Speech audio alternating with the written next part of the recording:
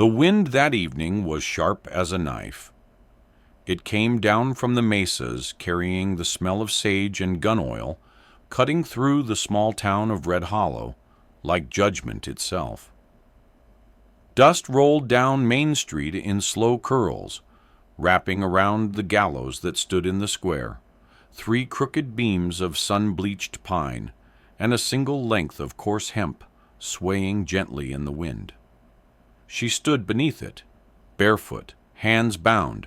Her name was Elara Wren, and the townsfolk called her the Crow Witch, a title born not from proof, but from rumor, the kind that spreads faster than mercy in a hungry land. They said she spoke to the dead, that her mother had brought sickness to the cattle, that men went strange after looking too long into her black eyes. None of it was true. But truth had no sheriff here. Only fear did. The sheriff, a thick man with tired eyes and a badge dulled by whiskey, read from a paper that no one cared to understand. His voice cracked with the dryness of it. The sun hung low behind the saloon roofs, painting everything gold but her face, which stayed pale and still, as if she'd already left the living world behind. A boy in the crowd, no older than 8, held his mother's hand too tight. "Ma," he whispered, "why's she standin' up there?" His mother hushed him quick, but her eyes flicked away from the noose. The silence that followed was worse than any sermon. Someone spat. Someone laughed too loud. And then she spoke, soft, but clear enough that every man in that square felt it in his bones. "Don't look under it." Her voice trembled but didn't break. Her chin tilted toward the small wooden cart beside the scaffold, a cart half covered by a black cloth. The sheriff squinted at it. So did the townsfolk, but no one moved. "Don't look under it," she said again, louder now, as if it were a warning more than a plea. The sheriff turned to the hangman. "Get on with it." The hangman hesitated. An old man with a white beard and tired hands, who'd strung up more men than he'd buried. For a moment, he studied her face and thought of his own daughter, buried years ago under the cottonwood tree beyond the creek.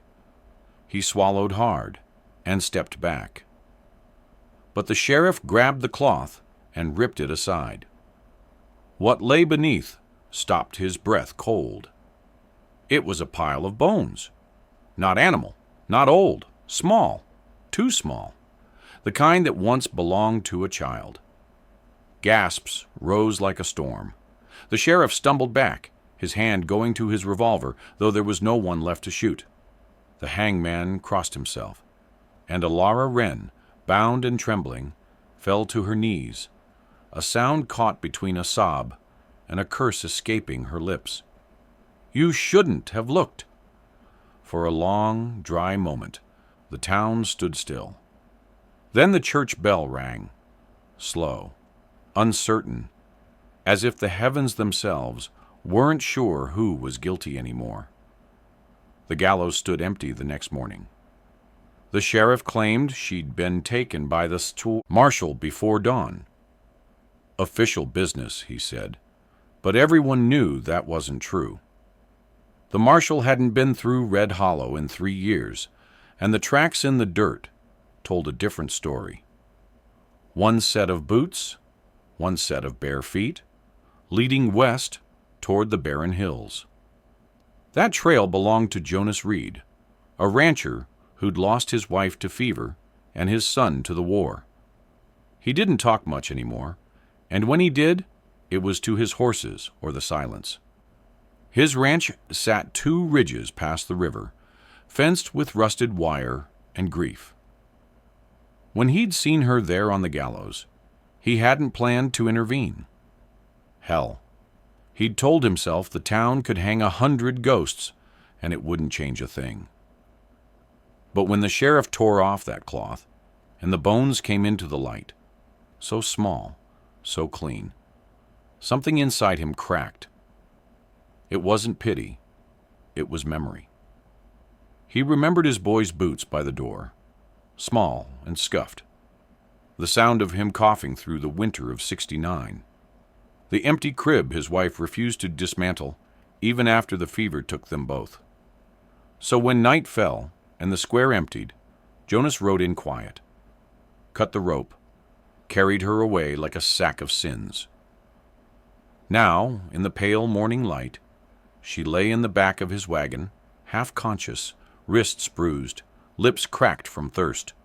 Her hair, black as crow feathers, clung to her face in knots. He didn't ask her name, didn't want to, but when she stirred and whispered, "Why?" just that one word, he stopped the wagon. He sat there a while, hands resting on the reins, eyes on the horizon that never ended. "'Cause I seen too much hanging," he said finally, "and not enough truth." She turned her face towards him, her eyes raw, swollen. "They'll come after you," she murmured. "Let 'em. You don't even know me. Don't need to." The horse snorted, pawing at the dust. Somewhere far behind them, a church bell rang again. Not for her, not for anyone. Just an empty sound echoing across the flats. By noon, they reached his ranch. A lonely spread of dying grass, a half-collapsed barn, and a windmill that creaked like it was praying for death. He helped her down, though she flinched at his touch, her wrists red from the rope burn. Inside the house, he gave her water, bread gone hard, a blanket that smelled of smoke. She ate little, drank more, and then stared out the window for a long time. "There's a mark on your neck," he said quietly. She touched it, the purple bruise from the noose. "It'll fade," she said. "Some don't." The fire crackled in the stove. The wind picked at the shutters. He looked at her then, not as a savior looks at the saved, but as a man looks at something he knows will ruin him, and still he can't walk away. Later, when the stars rose, she spoke again, voice small but steady. "They said I cursed their children, but it was their greed that took them. My mother knew herbs. That was her sin. They burned her cabin with her inside it. Then they came for me." Jonas listened, jaw tight, eyes on the fire. He didn't interrupt. He just sat there, letting the crackle and pop of the wood fill the spaces her words left behind. After a long silence, he said, "Ain't no witch could do half the evil men do with their eyes open." That night, Alara slept by the hearth. Jonas stayed by the door, rifle in hand, watching the horizon through the dark window. When dawn came, he saw something that froze him. Out by the fence post, where the moonlight still lingered, hung the same rope she'd been bound with, tied there by someone who'd come in the night, and nailed beneath it a rough-cut sign that read, "Return the witch, or burn with her." By dawn, the smoke from the burned barn had thinned to gray ghosts over the plain. Jonas hitched up his wagon, loaded what little he had, water, a sack of beans, 2 rifles, and a Bible with the pages curled from sweat. Alara sat quiet in the back, clutching the blanket he'd given her, her eyes still fixed on the horizon where the barn had stood. They rode west, away from Red Hollow, away from the law, away from men who carried fire in their hearts and God on their tongues. The land stretched bare before them, miles of bone-colored dirt and scattered rock. Wind hissed through dry grass, whispering secrets that no one sane would want to hear. Neither spoke for hours. The creak of the wagon wheels and the low groan of the horse filled the silence. Dust caked on their faces, their lips cracked and dry. Alara dozed once, dreaming of her mother's hands, the way they'd smell of sage and smoke, and woke to the sound of thunder that wasn't thunder. Riders. Jonas didn't look back. He just muttered, "Hold tight," and snapped the reins. The horse lurched forward, wagon rattling over rock and scrub. The sound grew louder, the drumming hooves of men closing in. "Who are they?" she shouted over the wind. "Same ones who built that gallows." She turned, eyes wide. A cloud of dust rose behind them, the faint glint of gun barrels flashing in the morning sun. Jonas veered off the road, down into the dry riverbed, a jagged scar of earth. The wagon bounced, wheels screaming, one cracking against stone. Alara clung to the side, biting her lip to keep from crying out. "They'll kill you too," she shouted. He spat grit and sweat. "Then I'll die for something worth it this time." Bullets tore through the air. One splintered the wagon post, another grazed the sideboard. Jonas yanked the reins hard, steering toward a canyon cut that wound like a snake between cliffs. The horse stumbled, found footing, kept going. They entered the canyon, narrow, red, echoing with hooves. Jonas jumped down, grabbed his rifle, and slapped the horse's flank. "Keep low," he ordered. Alara crouched behind a rock, heart hammering in her throat. She watched him climb to a ledge with the quiet precision of a man who'd been here before. Maybe not this canyon, but this fight. When the first rider appeared, Jonas fired once. The man tumbled off his horse, the sound echoing off stone. The others pulled back, regrouped. "Jonas," she whispered, "they'll come around from both sides." "I know. You can't hold 'em." He looked down at her then, his face calm, not brave, not foolish, just a man who'd made peace with the end. "I held worse." The next volley came, ricocheting against the rock. Dust filled the air. Alara covered her head, praying words she didn't remember learning. Then came silence. When it cleared, 2 horses ran riderless down the canyon. The others turned and rode off, the sheriff's voice shouting curses that faded with the wind. Jonas climbed down, limping slightly, his sleeve torn and blood blooming dark along his arm. "You're hit," she said, moving toward him. He waved her off. "Just a scrape!" But when she pulled the cloth aside, she saw the truth. The bullet had grazed deep, slicing muscle. She tore a strip from her dress and wrapped it tight. Her hands shook, but not from fear. As she tied the knot, he caught her wrist gently. "You'd done this before." "My mother taught me to heal," she said. "The same thing they hung her for."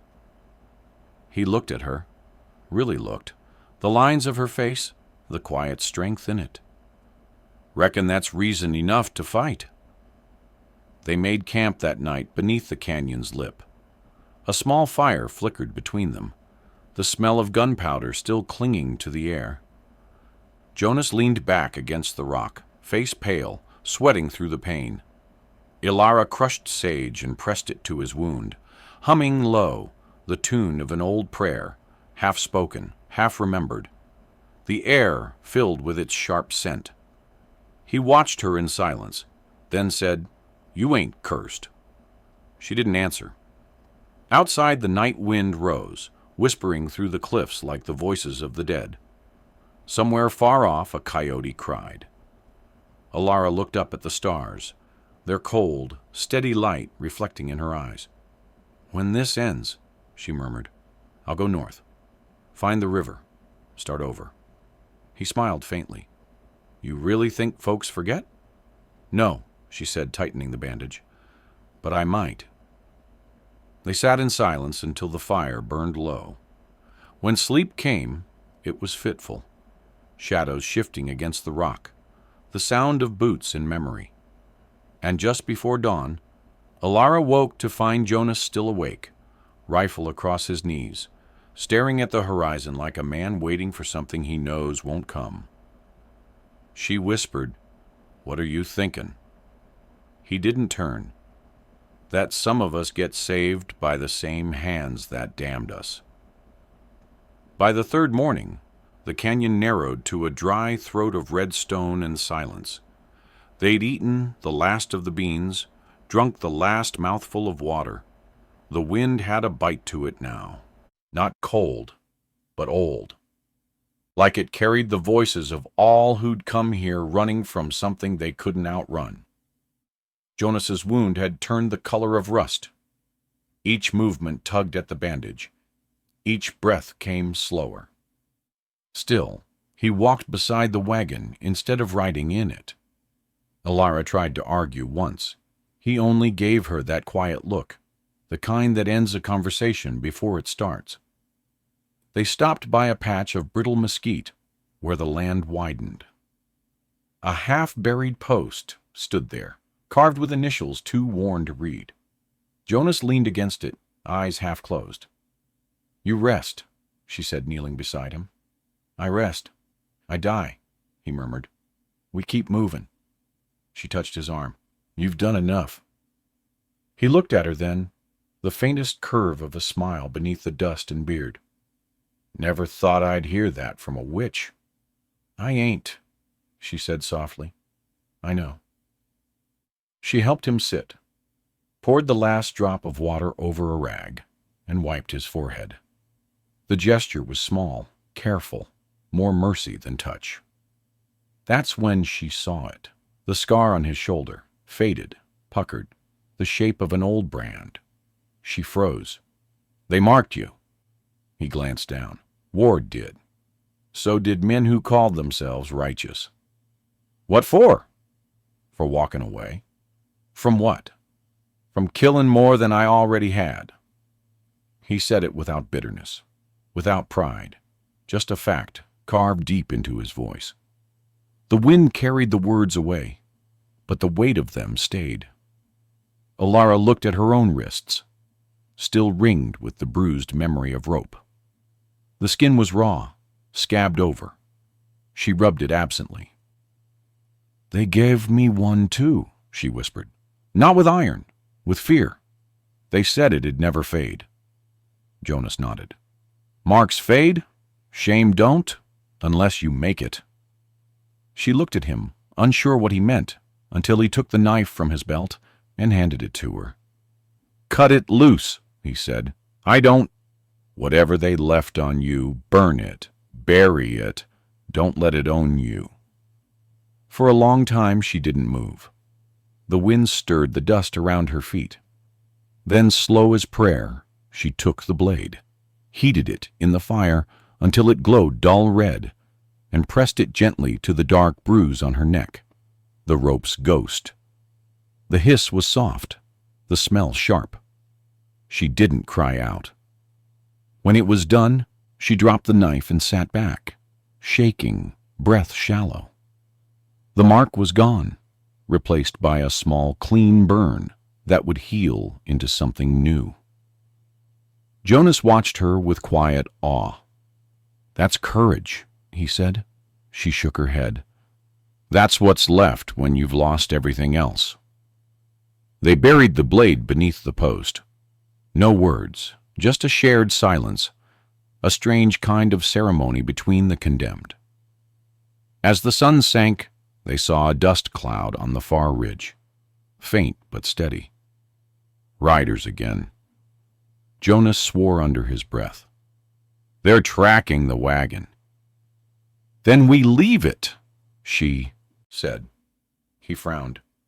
"You sure?" She nodded. "Let 'em chase ghosts." They took what they could carry and slipped into the cliffs, leaving behind the wagon, the tracks, and the last of their borrowed life. By moonrise, they'd found shelter in a shallow cave above a dry wash. The air smelled of iron and rain that never came. Jonas lay back against the stone, exhausted. Alara sat beside him, her hand hovering near his wound. "Let me clean it again," she said. He opened one eye. "You planning to save me?" "I don't save men," she said. "I just don't like burying the good ones." She tore a strip from her skirt, soaked it in whiskey, and pressed it to the cut. He winced, gritted his teeth, then laughed, a hoarse, broken sound that startled them both. "What?" she asked.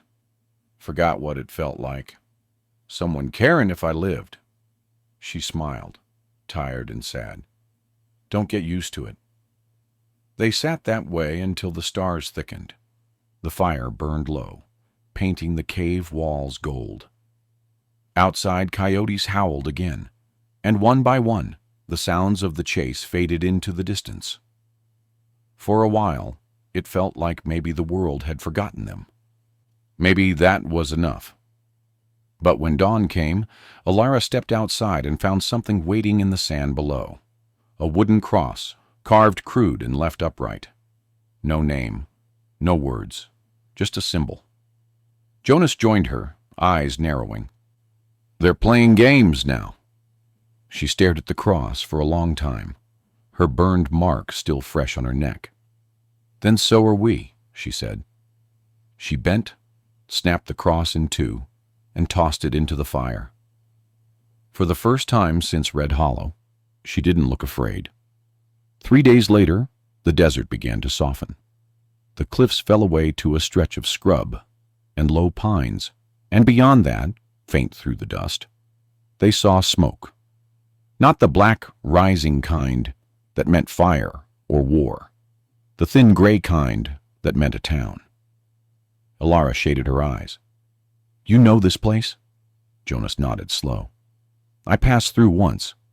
Name's Stillwater. Ain't much but a store, a church, and people who don't ask questions, if you give 'em no reason to." But reason was a thing that followed them now like a shadow that never tired. By the time they reached the edge of Stillwater, dusk had painted the land the color of old blood. The street was empty, save for the whisper of a broken sign creaking above the saloon door. The few faces that did appear, women sweeping, an old man watering his mule, looked once and turned away. Jonas helped Alara down. His strength had dwindled, his wound seeping again through the bandage. She tried to hide her worry, but her hands wouldn't stop trembling as she steadied him. They walked toward the small trading post at the end of the street. A sign out front read, T.J. Cooper, Supplies and Sundries. Inside, the air smelled of leather and dust. The shopkeeper, a thin man with wire spectacles, looked up from behind the counter. His eyes flicked from Jonas's bloodied shirt to Alara's bare feet. He didn't speak. Jonas cleared his throat. "Need water? Bandages? Maybe salt pork, if you got it." The man hesitated, then nodded toward the back shelves. "Coin first." Jonas reached into his coat, pulled out a small pouch, and tossed it on the counter. The jingle was thin, too thin, but the shopkeeper took it without a word. As he turned, the door creaked open behind them. A voice, sharp, familiar, cut through the quiet. "Well, I'll be damned." Jonas froze. Alara's breath caught. The sheriff from Red Hollow stepped into the light, hat low, revolver on his hip. 2 of his men flanked him, their spurs clicking soft against the floorboards. The shopkeeper backed away quick, muttering something about wanting no part in county business. Alara whispered, "How?" "They followed the smoke," Jonas said. His hand went to the rifle slung at his side, but the sheriff raised a finger. "Don't," he said. "Not here. Not with folks watching." Outside, the sound of footsteps gathered. The quiet town had woken. Men, women, even children peered through doorways, drawn by the smell of violence before it began. The sheriff stepped closer, his boots grinding on the floor. "You had your chance, Reed. Could have handed her over clean. Now look at you, bleeding, running, hiding behind a witch." Jonas's voice was gravel. "She's no witch. She buried a child." "She buried her pain," the sheriff sneered. Same thing, far as the Lord's concerned. Jonas moved first. The rifle came up, too slow. The sheriff's man struck him across the head with the butt of a pistol. He went down hard, blood spilling from a fresh gash. Alara screamed, dropping beside him. "Stop!" she shouted. "He's done nothing." The sheriff grabbed her arm, twisting it. "You should have burned proper the first time." Her eyes flashed, not fear now, but fury, old and righteous. She spat blood and whispered something under her breath, not a curse, a name, her mother's. The crowd outside began to gather tighter around the doorway. No one stepped in. Not yet. Then a voice cut through the noise. Small, trembling, clear. "Leave her be." A boy stood in the street, a thin child with straw hair and eyes too wide for his face. He couldn't have been more than 8. The same boy from Red Hollow, the one who'd watched her at the gallows. He stood there holding a small wooden toy horse, his hand shaking but his chin lifted. "She ain't a witch," he said. "She tried to help my sister. She brought her soup when Pa said not to. She prayed." The sheriff turned, anger rising in his face. "Get home, boy. This ain't your concern." But the boy didn't move. His mother stood behind him, trembling. She didn't pull him away. She just whispered, "Eli, come back." Eli shook his head. "She ain't done nothing wrong." The words rippled through the crowd like a match in dry grass. Someone murmured, "He's right." Another said, "Ain't right hanging a woman again." The sheriff felt the shift before he saw it. Fear's grip loosening, turning on him. He shoved Alara forward. "You want to see justice? Fine. Let the town vote." But no one answered. Then a woman stepped out, an older one with silver hair tied in a kerchief. She looked at Alara's bruised neck, at Jonas bleeding on the floor. "I seen enough dyin' called holy," she said. "Ain't no curse here but man's cruelty." Someone clapped. One person, then another. The sheriff's face went red. He reached for his gun. Jonas, half conscious, rolled and fired first. The shot hit the sheriff's shoulder, spinning him back into the doorway. His revolver dropped, clattering on the porch. The crowd scattered, screams rising. Horses reared, dogs barked, glass shattered. When the dust cleared, the sheriff was gone. Crawled off or carried, no one knew. Alara knelt beside Jonas, pressing a cloth to his wound. He looked up at her through the haze of pain. "That boy," he whispered. "He changed something." She nodded, tears streaking through the dust. He reminded them how to be human. They stayed until nightfall. The townsfolk brought bread, water, silence. No one asked questions, not even the boy's mother.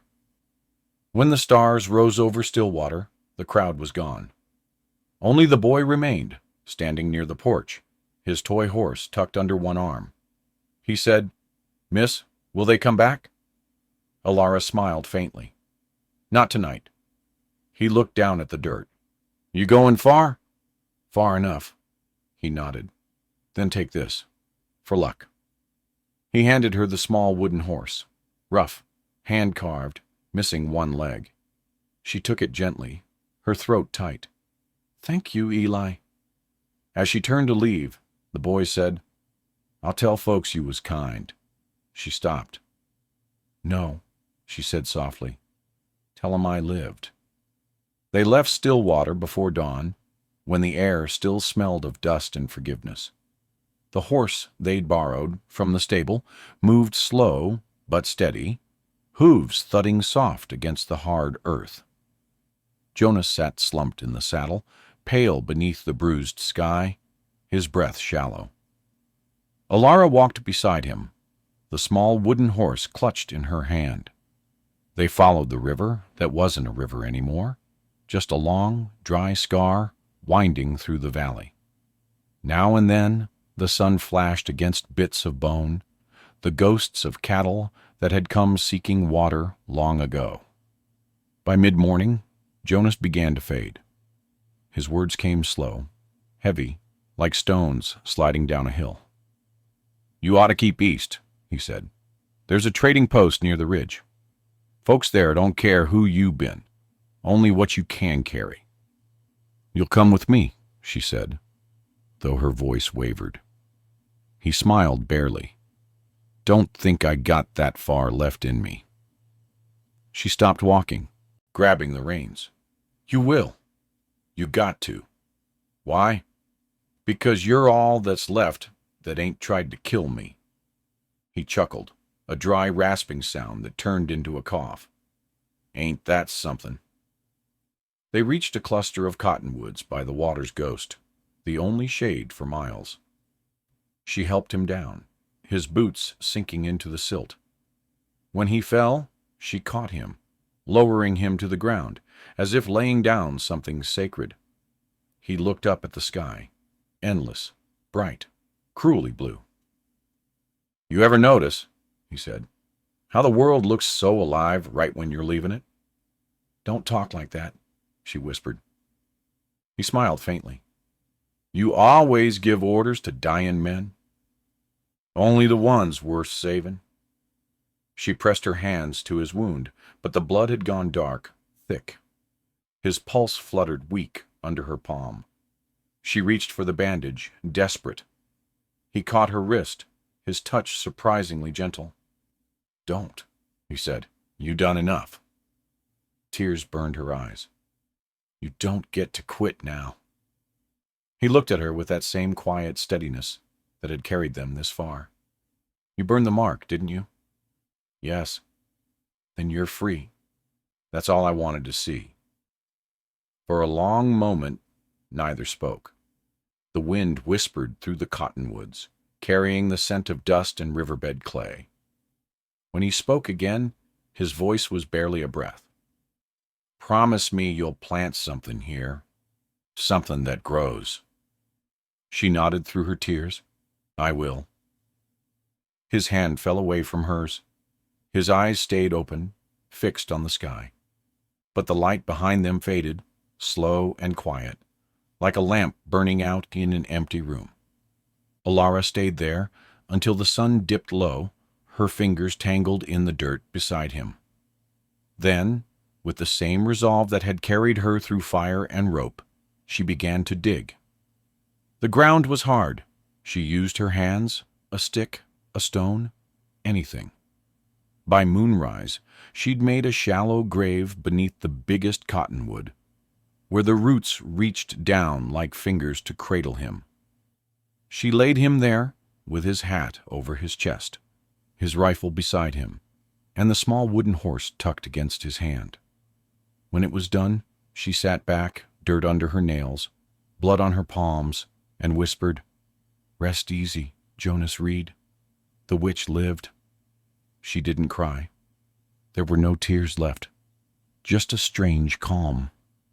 The kind that comes when the worst has already happened and the world goes on anyway. Before dawn, she found a flat river stone, smooth and white. With the edge of his knife, she carved a single word into it: mercy.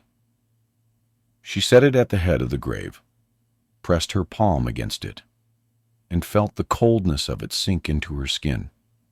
Then she gathered her things and turned north, toward the mountains, toward whatever came next. As she walked, she passed a patch of wild sage growing stubborn in the dust. She stopped, broke a handful of stems, and scattered them over the grave. The smell rose in the air, sharp, clean, alive. She whispered, "You said to plant something. This is what we both are." The wind stirred, carrying the scent across the valley. For a moment, it felt like someone was listening. Years drifted by like slow river water, carrying away faces, names, and sins, until all that remained were whispers and wind. still water changed. The gallows in Red Hollow rotted down to splinters. The sheriff's badge found its way into someone else's hands, dull and unremembered. And across the valley where the cottonwoods stood, spring found a way back into the dust. They called it the Witch's Crossing now, the patch of green where no green should have grown. Travelers said the air smelled sweeter there, that horses calmed when they passed it. Some said they'd seen a woman now and then, dark-haired, walking the ridge at dusk. No one could say for sure. Some things weren't meant for proof. But the grave beneath the cottonwood was real enough. A single stone, smooth from years of wind, marked the spot. The word carved into it, mercy, had faded to a whisper of itself. Still, someone tended it. Wild sage grew thick around the roots. Small footprints came and went, the kind made by bare feet. Once a child found a second stone beside it, flat and new, carved in the same rough hand as the first. It read, "I kept my promise." No one ever saw who left it. Alara Wren had become a name people spoke like weather, half memory, half warning. "Don't cross a woman with fire still in her," they'd say in saloons when talk ran dry. "She'll burn what binds her and bless what's worth savin'." Some swore she'd gone north, found the river, and built a small cabin where the fog kissed the trees, a place where no one asked and no one feared.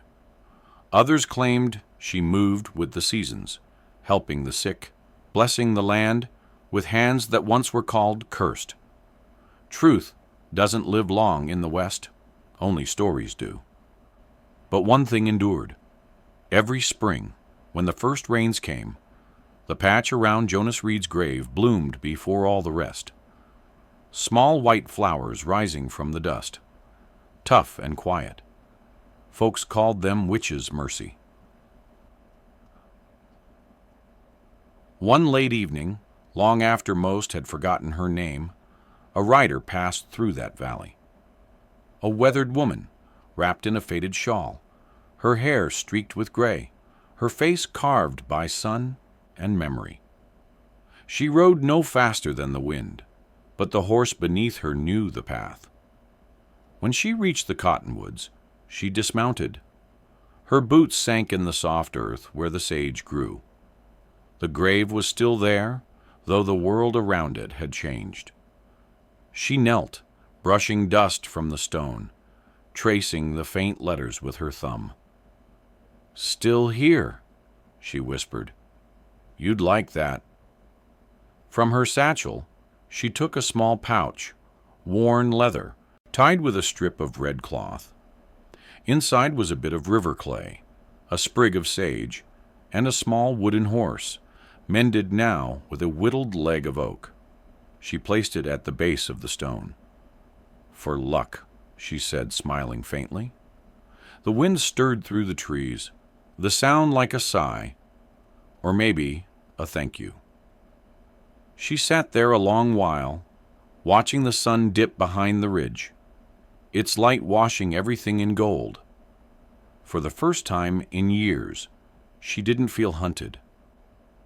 The rope mark on her neck had faded to a pale crescent, smooth and soft, like old skin remembering fire. She touched it once, then looked at her hands, the same hands that had buried, burned, healed. In the quiet, a hawk called overhead. The valley glowed. When she finally rose to leave, she whispered to the wind, "You were right, Jonas. Some things do grow." She mounted her horse and turned north again, where the horizon melted into the sky. The last light caught her face, lined but fierce, alive. As she rode away, the sage swayed in her wake, brushing against the headstone like a farewell. And if you listen, even now, when the wind runs through the dry grass and the night smells of smoke and rain, you might hear her voice, soft, steady, unafraid. "Don't look under it," she once said. And yet he did. And in doing so, he found not a curse, but the truth. That mercy, once buried, can still grow in the hardest ground.